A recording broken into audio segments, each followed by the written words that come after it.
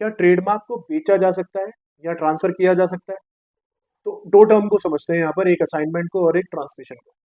अगर हम असाइनमेंट की बात करते हैं तो असाइनमेंट का मतलब ये होता है कि जब अपने राइट्स को आप ट्रांसफर कर रहे हो किसी इंडिविजुअल को या कंपनी को उसके यूसेज करने के लिए, this is a voluntary transfer. यहाँ पे दो पार्टीज इन्वॉल्व होती हैं, एक हो गया असाइनर जो बेच रहा है, एक हो गया असाइनी जिसको दिया जा रहा है। अब असाइनमेंट के केस में there can be many kind of assignments, जैसे कि कंप्लीट असाइनमेंट हो सकती है। कंप्लीट असाइनमेंट में you are transferring all the rights which are attached with the trademark to a particular person और a company.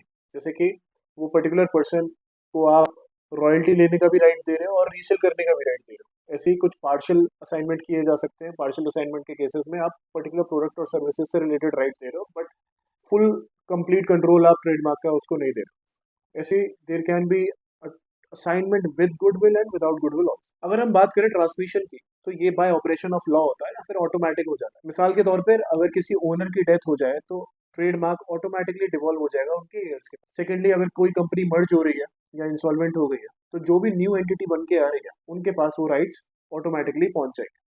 So this is how transmission is done. अब trademark एक legal asset, सो अगर transfer हो रहा है उसका या फिर ट्रांसमिशन हो रहा है तो ये दोनों ही केसेस के अंदर you should report such event to the trademark registry.